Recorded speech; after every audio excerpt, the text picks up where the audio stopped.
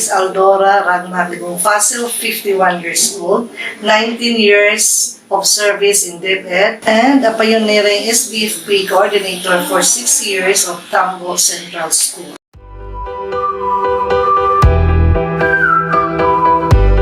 When SBFP was assigned to me, I felt happy and favored because this task is not new to me. Before, our church used to conduct feeding programs for 2 barangays and I was the coordinator. I love serving people, especially children who needs to be monitored in terms of malnutrition.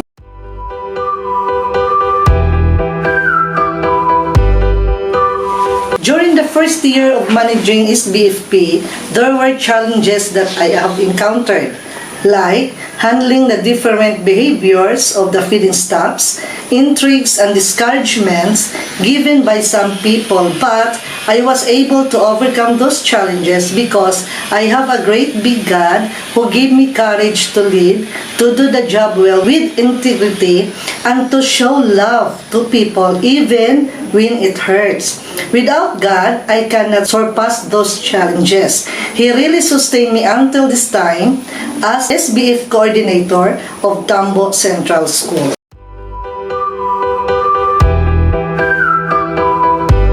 These are the steps to implement the program. First is identifying the beneficiaries. Since we had COVID-19 pandemic, we were not able to get the height and weight of the pupils because of no face-to-face class. But there was a DepEd memo that school year 2019 and 2020 beneficiaries from grades 1 to 6 will be the beneficiaries for the school year 2021 with the additional kinder enrollees. The managing of the funds for NFP are handled by the school principals and the core group, assistant principals, the ADAS, and the BAC members. Also, the financial work plan and APP and PPMP. The managing of the milk products is handled by the division office.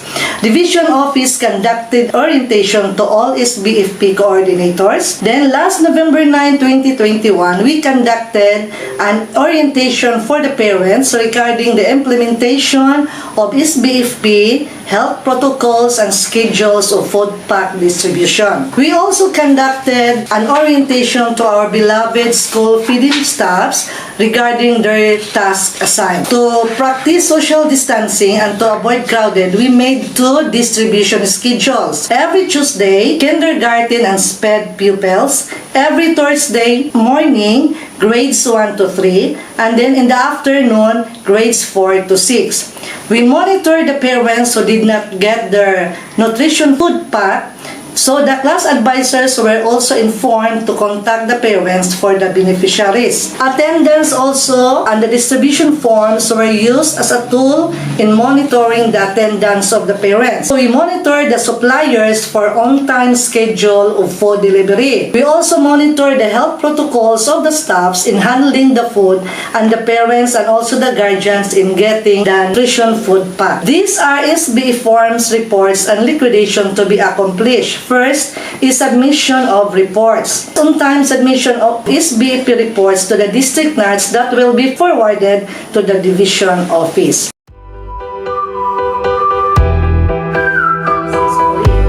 To maintain a good relationship with the SBFP partners and stakeholders, I followed only 3 steps.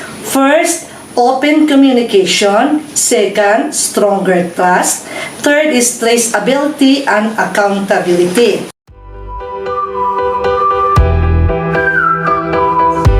My best contribution in the SBFP is that I give 100% love for my work as a feeding coordinator.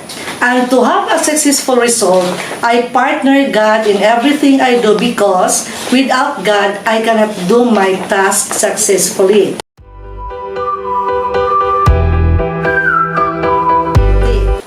As a SBF focal person of Tambo Central School, I am confident with the effectivity and efficiency of program because we achieved the goal to lessen the malnutrition of the pupils.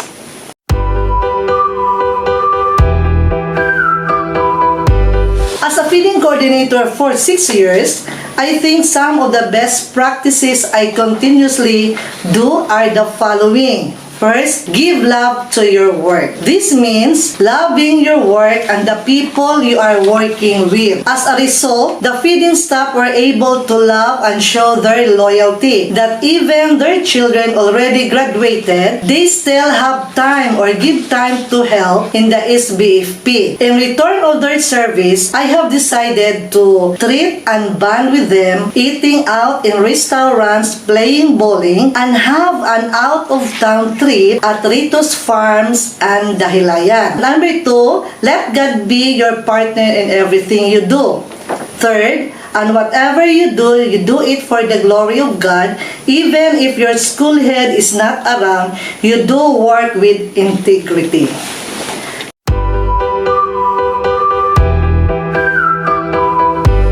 The ideas I can contribute to have a successful monitoring and evaluation for SBFP program are the following. First, identify program goals and objectives. Second, define data collection methods and timeline. Third, identify roles and responsibilities of the person involved. Next, create and analysis plan and reporting, plan for dissemination, and donor reporting.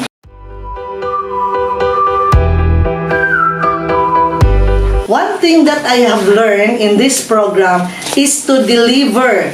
As part of this SBFP, we have a task to help the pupils combat nutrition, especially in times of pandemic.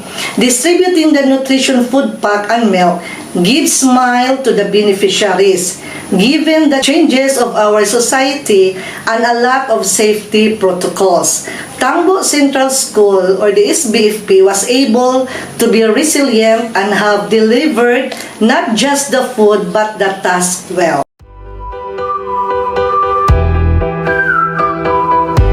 Yes, I would choose to be a part of the SBFP because I can say that I am effective in my task. I can still help in achieving further success in this program, and most of all, I have a heart to serve.